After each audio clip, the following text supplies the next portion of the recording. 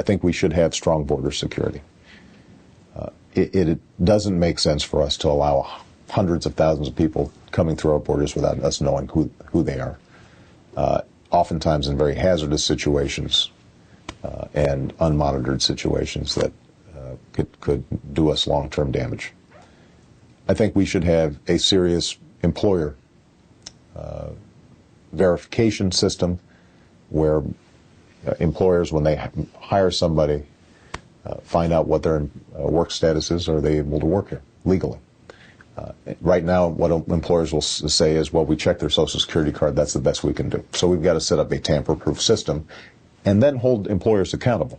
And this, for some, is the most controversial part, that we've got to have a pathway to citizenship for the 12 million people or so who are already here.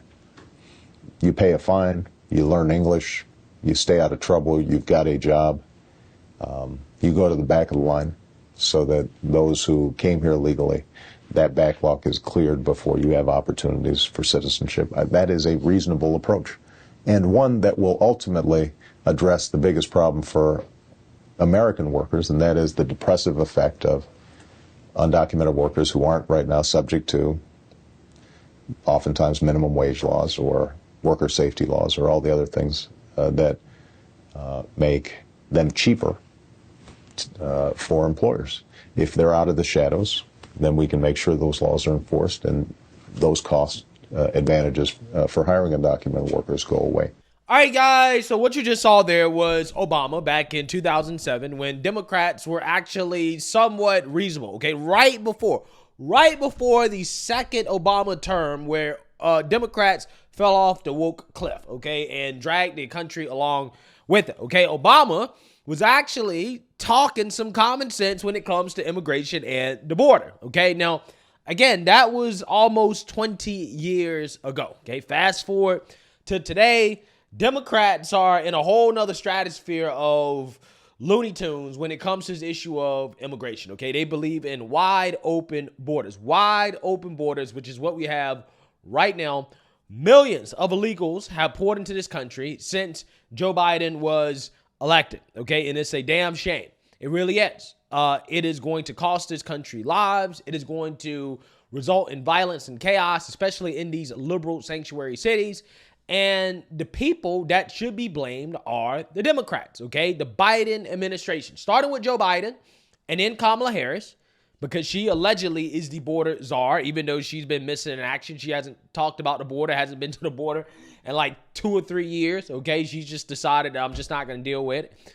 But then you have the Department of Homeland Security Secretary, Mr. Alejandro Mayorkas, who I think is honestly the most despicable Biden administration official, okay? Because everything that comes out of this man's mouth when it comes to the state of the border and, again, Homeland Security is a lie, okay? And it's gaslighting. And honestly, I think he should be removed, right? I think he should be removed from his position. Maybe he should be, charged as well, too, okay? Because the amount of crimes and the damage that have been done to this country, that will be done to this country because of this guy's incompetence. And who knows, maybe it's not incompetence. Maybe it is on purpose. It is astronomical and irreparable, okay? So I think that he should be held accountable for the damage that he has done to this country, working for the Biden administration.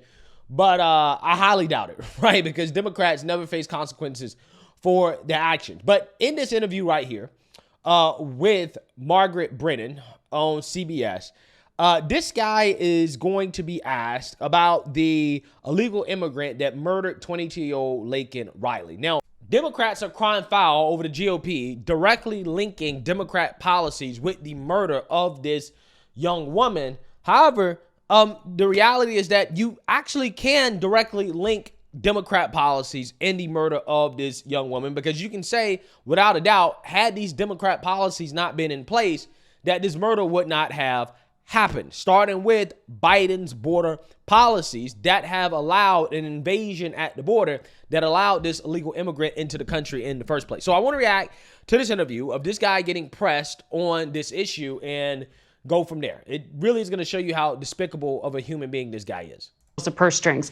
But I want to ask you about a criminal case that has become a political rallying point. You heard Donald Trump use this phrase, migrant crime. A 22-year-old nursing student, I know you. Well, illegal immigrant crime, right? Illegal immigrant crime. Again, I love how the mainstream liberal media always wants to make it seem like Trump is demonizing migrants in general or immigrants in general, and that's not the case. It's illegal immigrants, okay? People who are here illegally.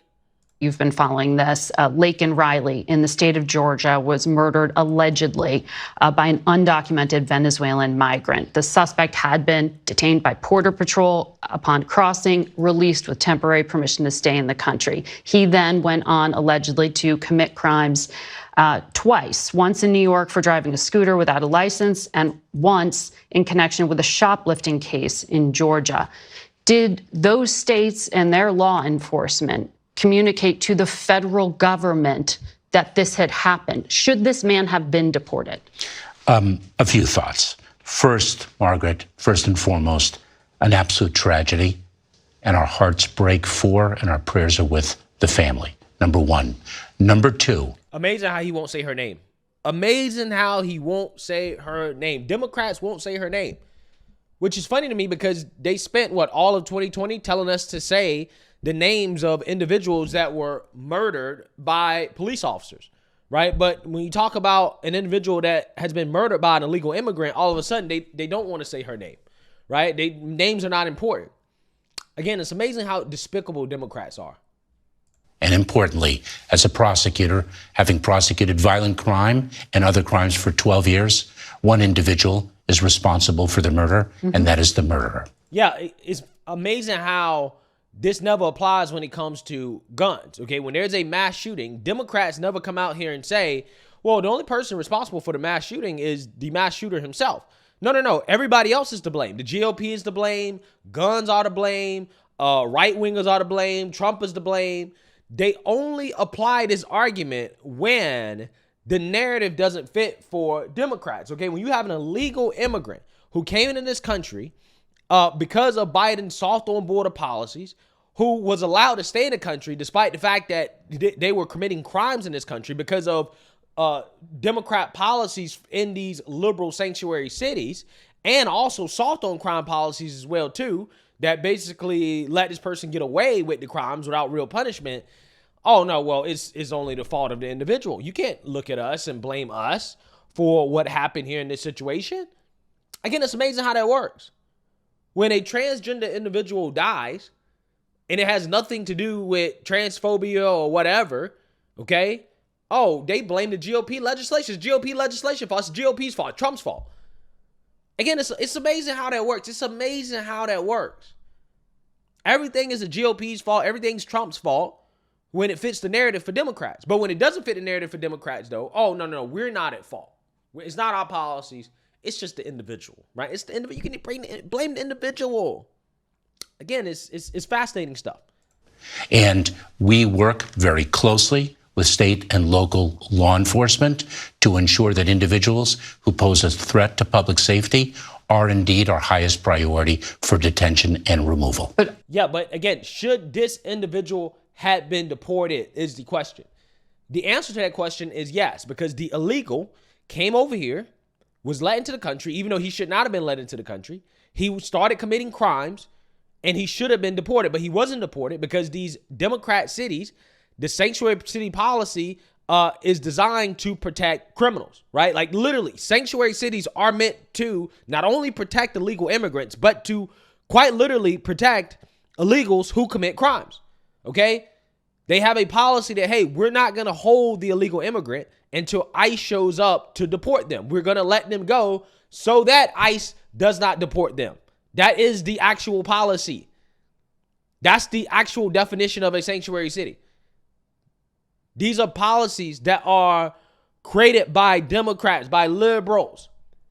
Had they not had those policies in place, this guy would and should have been deported. This young girl would still be alive. We know that for a fact.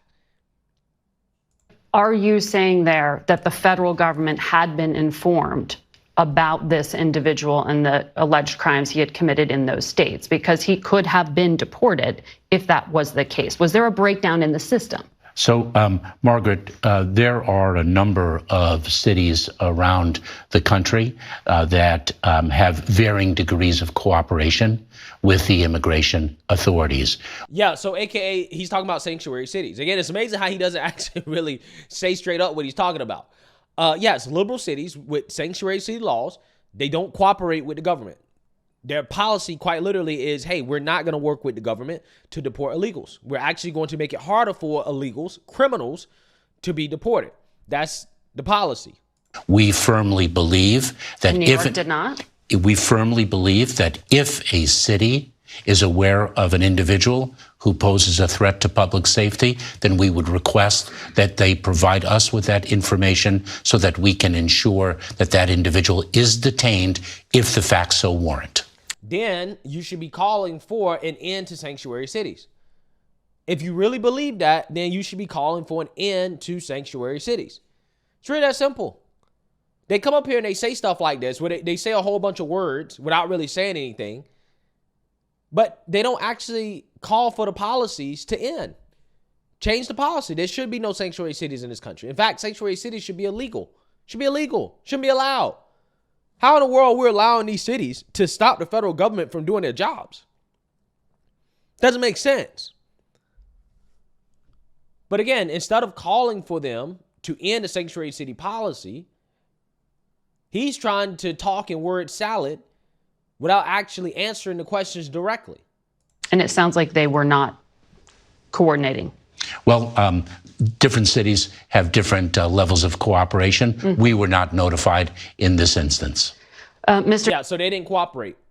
So again, you can trace the Democrat policies that helped this illegal immigrant, that facilitated this illegal immigrant being able to come into the country, to stay in the country, to commit crimes in this country, to get away with the crimes in this country, that ultimately led up to this murder. But Democrats don't want to be blamed, though. Oh, no, it's not fair. You can't blame us.